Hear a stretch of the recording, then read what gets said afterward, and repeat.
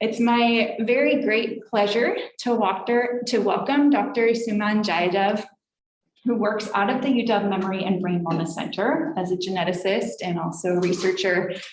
And Dr. Jayadev has been with us multiple times for this Younger Onset Alzheimer's Resource and Education Day. Wealth of knowledge, expertise, and information to be shared. So I'm really looking forward to her presentation, which is on the Younger Onset Alzheimer's 101. So really the general overview, but very content heavy. So I would say get ready, maybe to take some notes, and let's give Dr. Jayadev a warm welcome.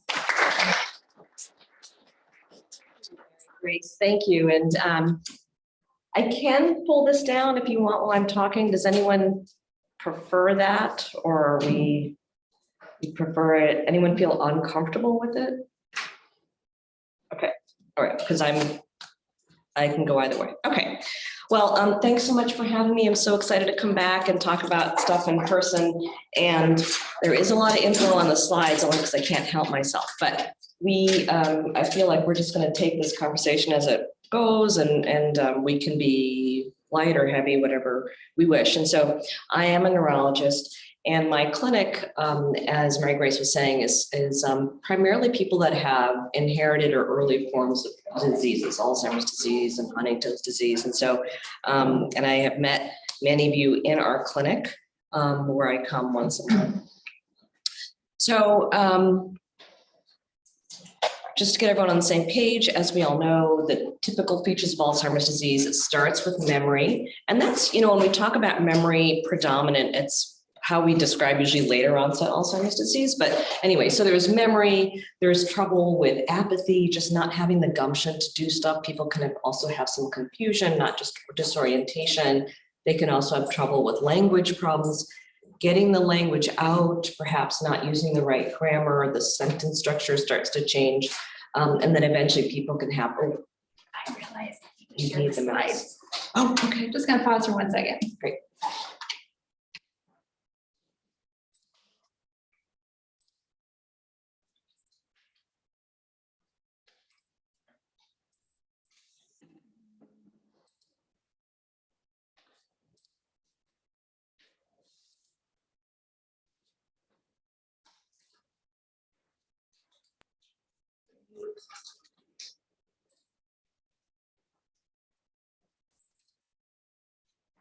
Great, thank you. And for everyone in the room and anyone on the Zoom, please feel free to ask questions in the middle of the talk. And I guess you'll see if someone writes a chat. So there's a wealth of different symptoms and signs that people have. And then, of course, there's the associated change in brain structure. Parts of the brain will shrink. Often the areas of the brain that are affected correlate to the types of cognitive changes that people have. Memory or attention or language. I just want to show this slide so that, because it does play into when we talk about medications, what we're actually trying to target.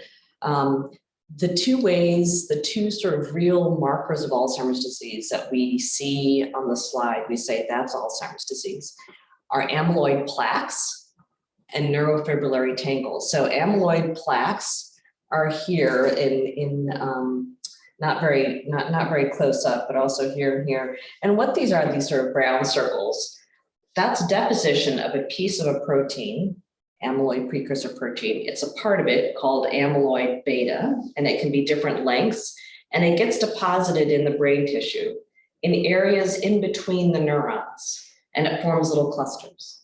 So that's amyloid plaque. And then there's tau protein, which is actually inside the neurons, and those form tangles. So those are the two pieces, the two different types of proteins that the drugs are right now trying to get rid of. That's some of the mechanisms of therapies that we're trying. So let's look at what we know about progression of the disease. And so here, this is in pink, and this axis is over time. And you can see that people will start with some level of cognition, and everyone's different, but this is what we would all say is our normal. Starts off, and then over time, there's a slow progression of abilities. Now we have, as a field, tried to break that up so that we can understand the biology and the symptoms better. So on the far left, we'll call that someone who's pre-symptomatic. There are some early changes, and we'll talk about what some of those biological changes are. There are some changes that are happening, but we don't notice it. Clinically, it's not evident. And then there are some more changes where people start to have more obvious changes, usually more obvious to themselves or their partners. And then eventually there are changes that we would all call dementia. These are events that are or changes that are interfering with their daily life, et cetera. And for everyone to know, when we say this little bar here called prodromal is what we call MCI, mild cognitive impairment. So what are examples of those different phases? Mild cognitive impairment, that's when you're having memory changes, cognitive changes that are that are not what you'd expect for your age, that are a departure from what you used to do. And so this would be, okay, wait, did I get that? Did I not get that? Let me check. No, I'm going to check again. I'm going to check again because I keep coming back without what I needed from the grocery store. I might have to make sure that I'm doing the bills properly because I might have missed something last time. So I'm aware that there may be some changes and I need to compensate for that. But really, people in your circle may or may not notice any difference, and it's not interfering with your daily life in any real meaningful way. And then as things change, you do start to miss appointments more frequently. You might not even realize you've missed an appointment. You now have maybe gotten lost a couple times when you're trying to go somewhere new. So not someone where you know where you're going, but something new. And it's challenging to be, you're having more difficulty when challenged with more complicated tasks than you used to. And it's really starting to interfere. And then moderate stage dementia means that you really need some help. You couldn't necessarily be at your home for a week on your own, making your own meals. You might need to be reminded to do certain things. You really are doing better on a routine rather than having to come up and be nimble to deal with changes on a day-to-day basis. And then severe stage dementia, then you're really needing assistance for almost every aspect of life. Now, and I'll get into this, but you can imagine for folks that are undergoing onset of cognitive change earlier in life, one of the biggest problems is that this is all happening when you're still active, you're at the peak of your productivity, and you have a full-time job and probably have younger kids that you have to be trying to navigate through life. And so having these changes when you're younger is much different than having them when you're 80 years old. So what is early onset or young onset? This is just giving you a graph of what the prevalence of Alzheimer's disease in general. So this red peak. And in general, most people are, around 75 to 80. When we're talking about early onset or young onset Alzheimer's disease, we're talking about people that developed it before age 65 and usually even earlier. But this is the group of people that we're talking about, what we're talking about here today, people that have developed it before age 65.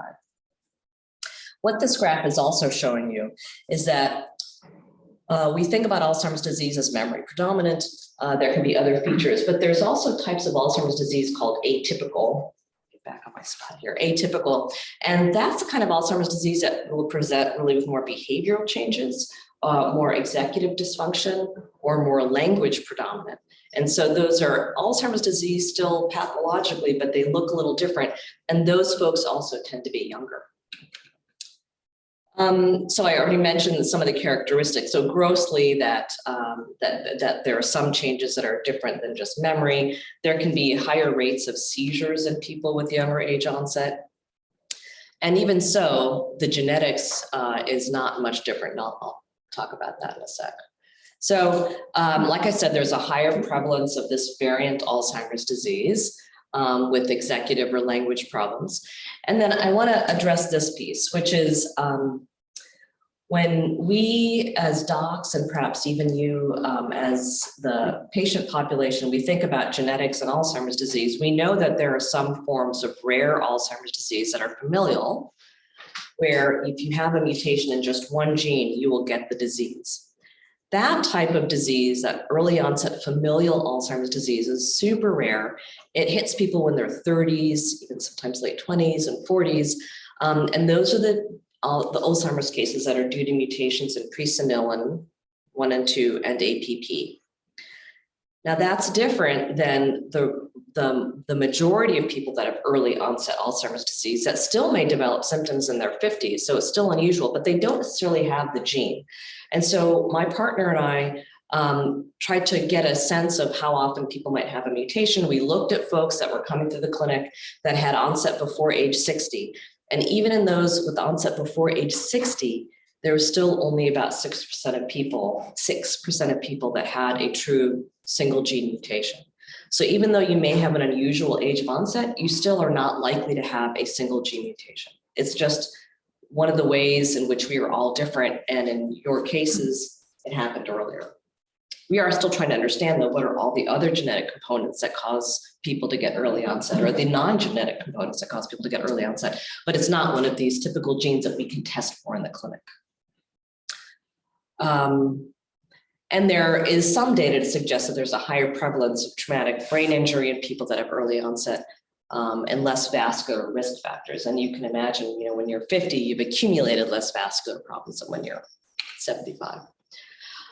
So what is the personal experience? Well, of course, number one is that it takes longer to diagnose because no one's expecting someone who's 60 to have cognitive impairment. So there are a couple of ways that can play out. People can be thought to have maybe psychiatric problems. Depression is another big one. People are concerned that people are just depressed, and it turns out they're not necessarily depressed causing the cognitive problems. It really is an Alzheimer's disease. There are other dementia diseases that can hit earlier than Alzheimer's disease, so people kind of bring those up or wonder if there's another type of dementia going on. So it can sometimes be difficult to get to that diagnosis. One of the things that's been really helpful, I guess we'll talk about that in a minute though, is that we now have biomarkers, which means objective measures that we can say, okay, this probably is Alzheimer's disease. So that's been helpful. And then of course, all those, the greater psychosocial challenges that it's hitting you when you're at your prime of your life, you're employed, you still have to think about the financial stability for your family and yourself. And then there, of course, there's the consequences of that and how it affects your mood and sense of anxiety. And then importantly, now, and activities such as this and all the work that Mary Grace and her team are doing are trying to address this issue, which is that there really isn't a lot of community awareness that people with early onset Alzheimer's disease exist, that this is a group of people that really need to have more tailored attention, and it's important, and we need to know how to support folks, because going to support group for someone in their 80s is different than support groups for people that are in their 50s. But again, that's why this is so important to be doing. And of course, sometimes we focus too much on what we're losing. And one of the other great things that are happening here with some of the docs here and the team at the Memory Clinic is really starting to focus and identify what are the maintained strengths, because we can leverage all that. Our cognition and our ability to move through life isn't just those 4 measures that we keep thinking about. It includes all these other pieces of how we interact with our world that's really important. And so, and I think that it's probably a component of the spirit here at the hub, but it's important to remember that we retain a lot of those things, even as certain pieces of cognition change over time. So we were looking at this bar, so this is how cognition changes over time. And what's important to know is that the changes that are happening in the brain happen much earlier than that. And so that's the accumulation of that pathology that I showed you. Also, the changes in the way the neurons are speaking to each other, that also changes well before we know that there's any clinical findings. And so in the yellow line is the accumulation of those types of degenerative changes, that neuropathology change. And so what I want to highlight here, as I'll just keep a foot on this blue as it I'm playing, that this is changing, this neuropathology is changing and we don't even know it. So what if we can change this line? Can we improve this? And so what that means is we need to be able to find each other before clinical changes. We need to know how to find each other and find the folks that this pathology is happening in, and that's where these biomarkers come into play. And so previously, Previously, we were making the diagnosis using autopsy tissue to look for those plaques and tangles. And then we realized, okay, actually, we can get information from the cerebrospinal fluid, which is the fluid that's going in a sac around your spinal cord and around your brain. It allows communication of different proteins, et cetera. But if you were to sample that fluid, you can find the same information about amyloid beta and plaque, and you can make the diagnosis of Alzheimer's disease. Now what we can do is do that independent of that lumbar puncture, and we can use different types of imaging to find the presence of the amyloid plaque and the tau in the brain in people without having to do a lumbar puncture, and even in people that don't have any clinical symptoms and signs. And so what that means is, you may have seen there are some clinical trials that are ongoing now. There's a lot of research going now. How do we identify people in which this pathology has already started? Okay, so now what do we know about their biology? What's going on right now? Because if you can find the pathways that are happening at this early stage and you can intervene there, we have a hope of really slowing progression and making an intervention. Because if you start too late, the horse is already out of the barn. So that is going to be the hope. Let's try and hit this neuropathology. And then what we can do is decrease the pathology with the plan to then increase cognition. So that's sort of the gross idea. So what are the challenges there? And now this is where I'm going to get into a little bit of sort of the nuts and bolts of the biology. I'll just do it sort of superficially, and then you guys can ask questions because I don't want to bore us if we're getting too much in the weeds. But I just wanted to point out a couple of things. When we think about how to make Alzheimer's disease drugs, there are a couple of unique challenges that we have. And I think it's important to remember that because I'm sure some of us, myself included, are thinking, we've known about this for decades. Where is the drug? Why is it so hard to do? And it's not for want of trying. It's because of two things. One is that we are all so genetically different. And that's even just genetically different, let alone where we live and blah, blah, blah. And so the same way that our skin colors look a little different, our hair color is a little different, our brains are that different inside. And so that means that we respond to insults, we respond to, physical insults or exposure, et cetera, in different ways. And so it's really unlikely that we're going to get one drug that's going to help all of us. The second thing is that a lot of our research understandably has been in mice and other animals, and that's really important. And they've been a really important workhorse. But we needed to get more information from human brain cells. And the good news is that we actually now have ways to address both of these problems. So I think that's really important. We're at this phase where now we're getting the information in the last 10 years. I'm certain that the next 10 years are really going to be able to capitalize on that. And I normally don't say things like that because I'm sort of generally a little more careful and conservative. But I did want us to sort of go through this. Now, what this is a graph of genetic variation that we each have. So you've heard of ApoE. Some of us have ApoE3, some have ApoE4, et cetera. In the same way, we all have different versions of every gene in the genome. And some of those variations are associated with Alzheimer's disease and some are not. On the y-axis is the degree to which a genetic variant is causing your risk for disease. And so up here are those familial Alzheimer's disease where if you get the gene, you get the disease. Down here is very low risk. So like guys down here, if you have a certain variant, you have a 1.1 chance of getting the disease compared to nothing, right? So it's extremely low chance, but it's really common in the population. And so what this means is that in sporadic Alzheimer's disease, and even in early onset Alzheimer's disease, we just have accumulation of these different genetic variants that are common. But if you have a certain amount of it, you will have an increased risk for developing the disease. And what's important to know is that all these different genes are in tons of different pathways. And so this highlights how heterogeneous the disease is, which means that we need to have sort of a multi-pronged approach. There isn't going to be one silver bullet. We need to be thoughtful about having more of a cocktail approach. And I would say that that's really how the field feels right now. And I think, which is a great change, I think, in the way that we're thinking about disease. So really, there are multiple biological pathways. We just need to find the right drug for the right people. And it's not like there's going to be 20,000 different drugs, but it's probably going to be like a couple different ones, and we'll just create the right cocktail, and we're moving that way. And then the other part is the uniqueness of human cells. So as you can imagine, so here's one obvious way that we can illustrate that. This is a human brain and this is a mouse brain. There are a lot of basic functions that we share with the mice, which includes basic things like memory, but other stuff like cognition, like anxiety, behavior, various forms of higher level cognition mice don't necessarily share, which makes them a little bit more challenging as a model for Alzheimer's disease. And the cells in the mouse brain aren't necessarily biologically the same as human cells, but now what we have are ways to study human cells in the dish. And so that's where you may have heard of human-induced pluripotent stem cells. So stem cells. Now, you take a person's skin, you chop it up, you turn it into a stem cell, which means that now you can make that cell anything you want.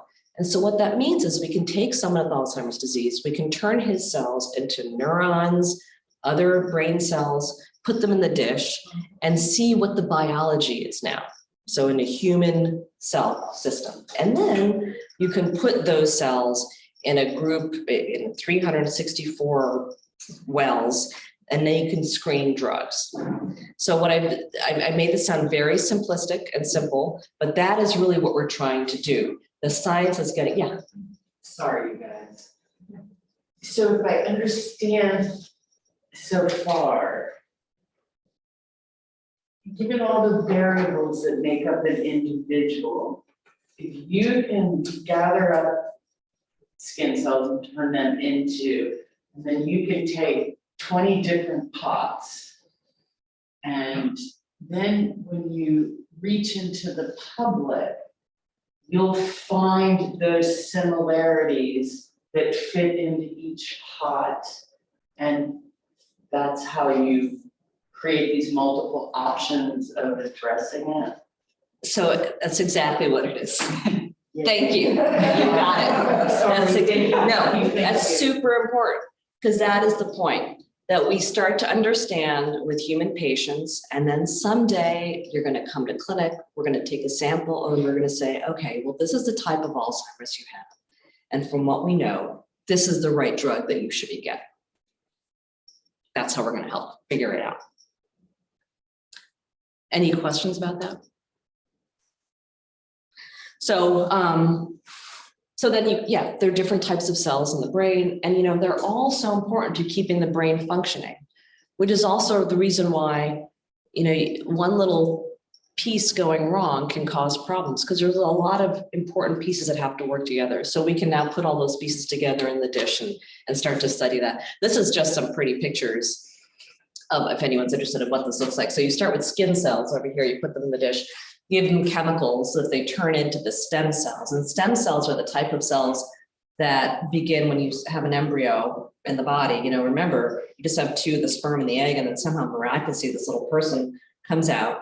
And those two cells fuse to become one, and then they divide into 2, and then 4, and then whatever, 8. And in that process, those cells really have the capacity to turn into anything, a brain cell, a skin cell, but somehow that information eventually becomes more and more specific. So you take your skin cells, you put them back to that capacity, having that capacity to turn into anything you want them to. And then from there, you can turn them into neuron cells or immune cells. And that's how we start to create that mixed group of cells. And, some people have called them brains in a dish, and they're not brains in a dish at all. But they're human cells that have to work together, and it's that communication between the different cell types that we want to be trying to model. So basically, we take these cells, we put them in the dish, we try to understand the biology, we say, wait a minute, this gene and this protein only goes up in the cells that are exposed to Alzheimer's disease threat. Maybe we should target that gene. So we find those genes using our various approaches, and then you go to the lab and you create drugs and you try them in the cells, and then you try them in the animals, and then eventually you get to human. That's sort of the gross, huge 500-mile picture. And so now I'd say that now, 15 years or whatever, 20 years now. We have a much more complex understanding of the way Alzheimer's disease progresses. And so we have a lot of different targets, and they're at different stages of the disease, and we're moving forward through those. And another thing I wanted to mention is that I've been focusing a lot on certain biological pathways that you can change in the dish, but we do know that there's a lot of other factors that we can intervene as a society that can change risk, that can change the progression of the disease. And it's important that we keep thinking about that.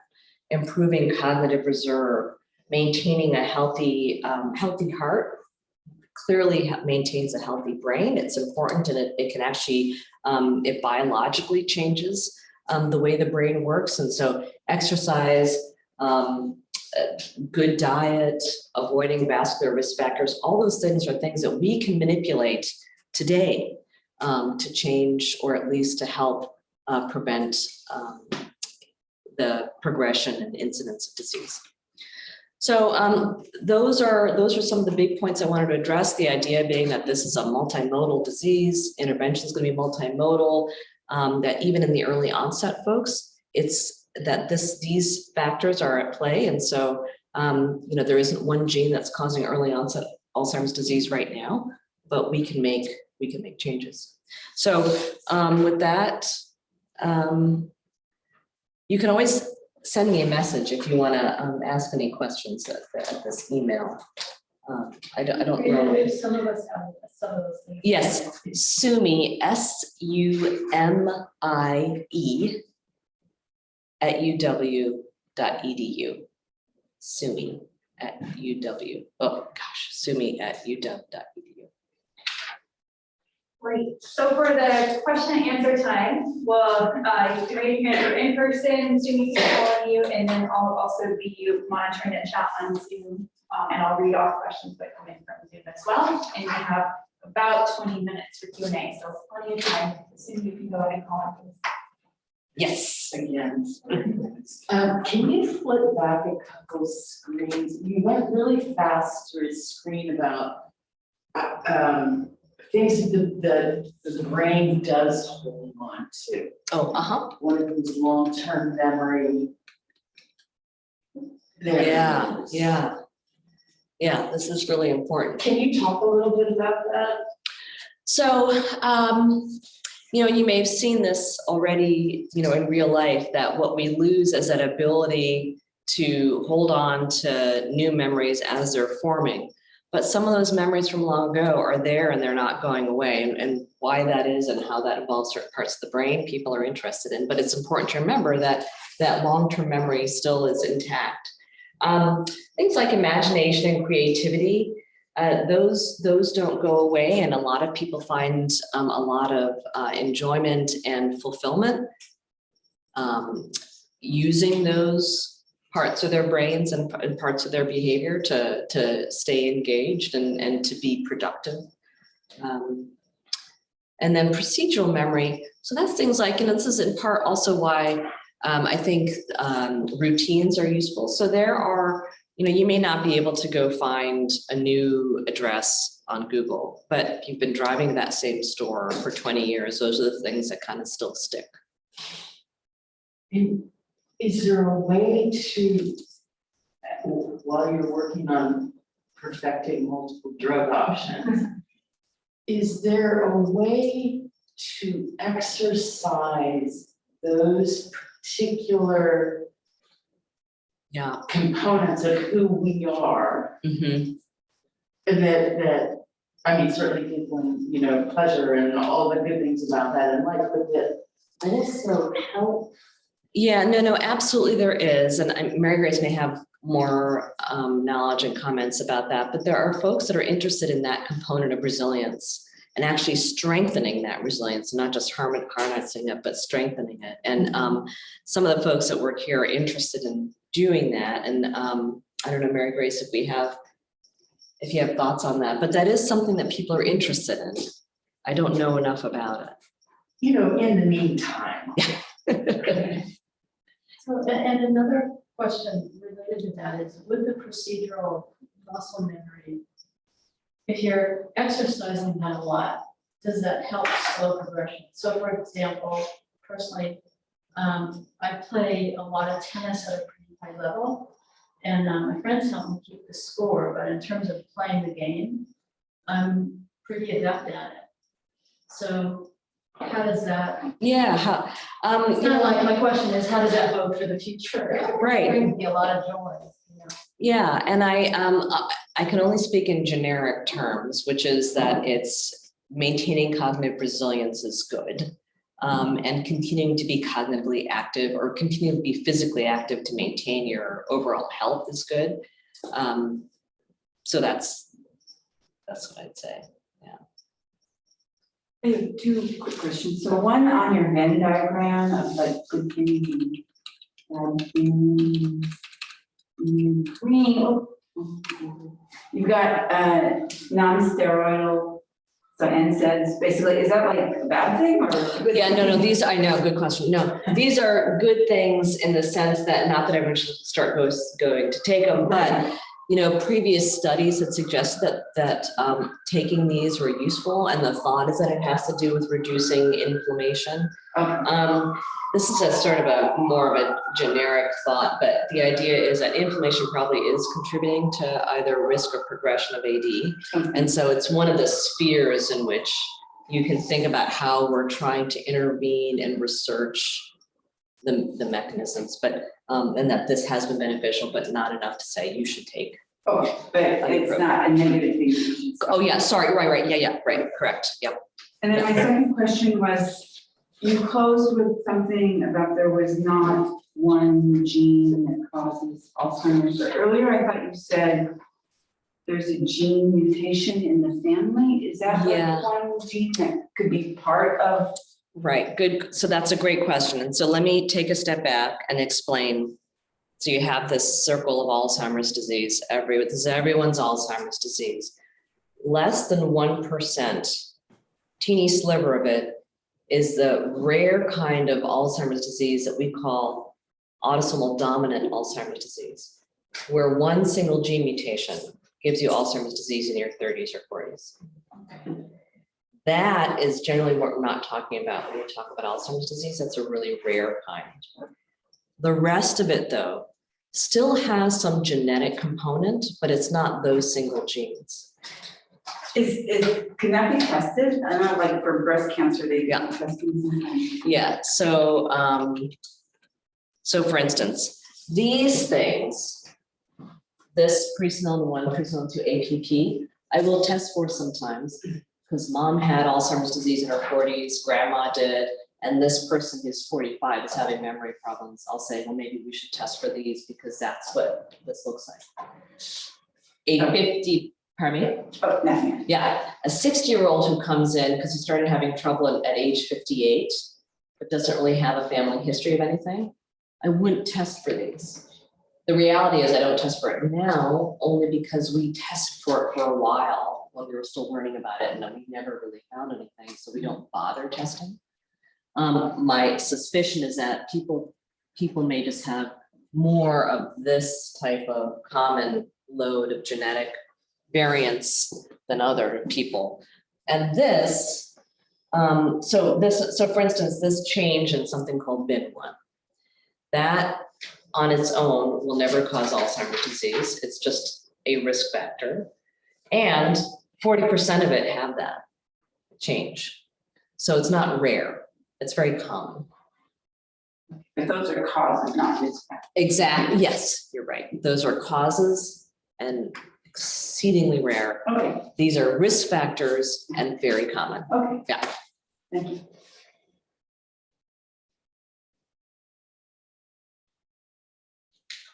There's someone in the chat that's Not yet. Any other questions or comments? I've got a comment. Question, probably 5 other people have the same question. So, yeah, great. I'll ask. There's a lot of uncertain information available about MMT, and there's a few drugs in there.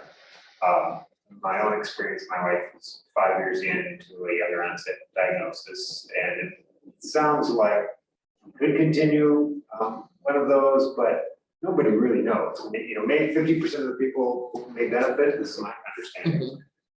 But you don't know if you're one of those or not. So there's one that's unknown, and then there's probably a limited time frame where one of those is going to be effective, if it is effective. That's my understanding. Could you just speak to that in terms of what the latest understanding is, and specifically if there's any difference with younger onset for people to consider? Yeah, you know, my experience has been that it's variable enough in terms of how people perceive the benefit, that if it's working for you, that there's no reason to not continue. Some people just can't tolerate side effects and such. But I don't think, because the underlying cause of the early onset is still not exactly clear, I don't know if I can biologically say there's a reason to not do it or do it. But I would say if it's working, it's good. That's my very hand wavy, non-specific answer. Yeah. But it's good to talk about with your doc too, if you have any. They have thoughts. Other questions and comments? This is Ray And Grunwald. neurologist in the room. Can you hear me? This is Ray Grunwald. I've got a comment. How many potential drug therapies are currently in the works? And you had mentioned kind of a timeline of like within 10 years or something. But when will they become to be to the point where they can be thrown into the attack on us? Yeah, and it's such a good question. And, you know, I have to be honest that we, you know, have gone through periods where we get really optimistic and turns out we were off a little bit. And so keeping that in mind, I should again go back to being pretty conservative. But I would say that, you know, that being said, I think having all this genetic information that came out the last 15 years has been really helpful to help us rethink where we should go for interventions. So right now already there are interventions that are targeting the immune response. So these are different pathways that we know are associated with Alzheimer's disease. Up until recently, the only thing we were doing was amyloid beta. But now we know that the immune response is important. And so there's been a lot of effort to trial drugs that can curb that excessive immune response, and that's already in the works.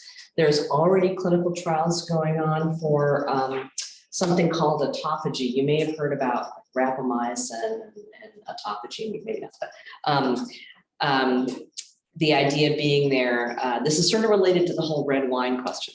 The idea that in the cell, part of the problem is not just there's amyloid beta sitting there or knocking on the door and killing cells, that it's the way in which you metabolize it inside the cell that's a problem. And so some of the drugs are now trying to just move things through the degradation pathway so that you don't have a lot of amyloid beta just sitting in the cell, bloating it, causing reactive oxygen species, damaging the cell. And that is, there are small molecules now being designed and will go into trials to address that problem. So that's another different pathway, and a lot of excitement about that pathway too, I should say. So that's also this endocytosis piece. A lot of people interested in the role of lipids and cholesterol. In fact, one of your speakers, Angela Hansen, has specific research on that, and that's going to be another sort of a tractable problem because we can manipulate cholesterol and lipid in the periphery as well. So there are many avenues that are being studied. There are a number of avenues that are actually in clinical trials. And, you know, it's not going to be just the amyloid beta antibody. Those were all things that you did not specifically ask for. You wanted to know the timeline. And so the timeline is, I think we will know more in 10 years, and I feel like we'll be definitely in a better position than we are now. Yeah. You touched on non-steroidals, and I remember reading a little bit more about that maybe a year or two ago, and wondering if, it's relatively low risk for most people. So if you have a diagnosis, would it be, potentially helpful to take a daily dose of non-steroidal, and how much, and Yeah, no, that's a really good question. And the problem is that a lot of that data came from our observation of big populations. So, it wasn't necessarily because we had this prospective trial where we said, I'm going to give you 40 milligrams of X. And so that makes it difficult to extrapolate, to make a plan for people going forward, and each person's going to be different. So, it's better that you speak to your neurologist about that. But right now there isn't a formal recommendation that's evidence-based. And that's the issue. What it did, those studies, is it said, hey, hello, immune is probably important. Let's make that into something more specific, interventionalized. I have a comment from somebody in chat. He says, my comment is that in addition to early onset Alzheimer's, I also have gum disease, which is inflammation, and my brother is conveniently a geriatrician. So my point is that I clean my teeth meticulously, which helps reduce inflammation. Yes, so that's a great point, and that is another example of an area of clinical trials and clinical research that's gotten off the ground, which is how does your oral health contribute to your risk for Alzheimer's disease? Because if some of the instigators of inflammation are things like your gut or your mouth, if you can interfere there, can you reduce the risk of Alzheimer's disease? And so I think it's a really good point that there are, again, a list of things that we can do to reduce risk and to reduce progression, and things like that are important. And there's also people looking at the gut as well. Could you just repeat that one more time? He said, this is from somebody online on Zoom. He said, in addition to early onset Alzheimer's, he also has gum disease, which is inflammation. And he said his point is that he cleans his teeth meticulously to help reduce inflammation. Oh, okay, I thought there was something else about the brother, but that's the most important. Yeah. Okay. There's another question from chat related to your comment, but does exercise help with Alzheimer's? Yes. So there are, going back to the genetic forms of Alzheimer's disease, which I bring up because those are the people they do or they don't have specific Alzheimer's disease. If we looked at a group of those folks, and people that had the disease and exercised had a later age of onset than the people who didn't exercise. So that's a study in human beings demonstrating that exercise made a difference in terms of the development of the disease. I think it's very fair to say that we can extrapolate that across AD, but there are studies that demonstrate that exercise is good. Keeping the heart, the cardiovascular people, I think, recommend 150 or 180, maybe it's 150 minutes of low impact a week. I think that is an excellent recommendation for the rest of us to keep our brain healthy as well.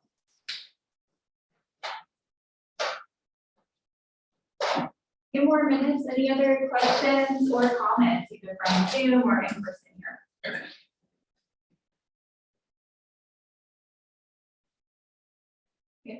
make a little asides about oral I have a health. question. Retired periodontist. Ah. And most people don't really get good training on how to really clean your teeth. So your hygienist has about 2 minutes to say, here's floss, here's a toothbrush, but they don't really have 20 minutes to watch what you do and, really teach you what to do. And you can make an appointment and pay $60 or some amount of money to go into your dentist and say, just want somebody who's skilled with this to really watch what I do, and show me what to do, and show me what tools to use. It's pretty simple. It's pretty much floss and toothbrush, and some people need some little,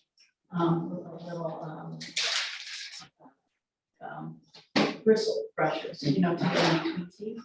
But it's not, it seems like it should be really simple, and it's not simple to do it well. That's just my little plug. I have a question. Somebody watch you, really show you, and just say, I'm willing to pay for an appointment.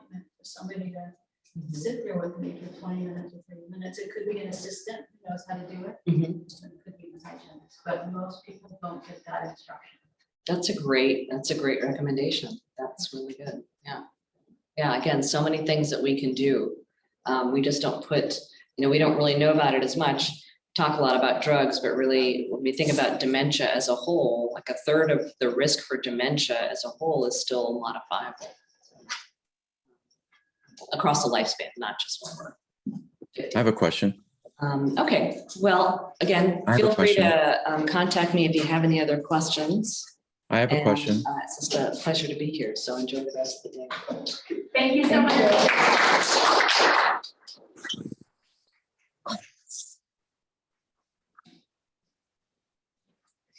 All right. Well, started off with lots of simple information, right? That was almost like very, very, very content heavy, lots of slides presentation we'll have today.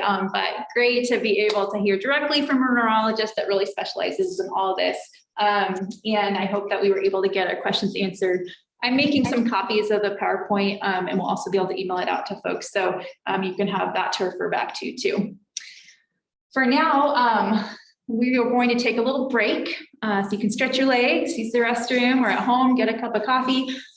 We will be rejoining at 11:10. So you have 10, 15 minutes or so. We'll be back at 11:10 and we'll hear that focus on workplace rights and accommodations. So again, thank you to Dr. Jayadev. Enjoy your break and we'll be back at 11:10.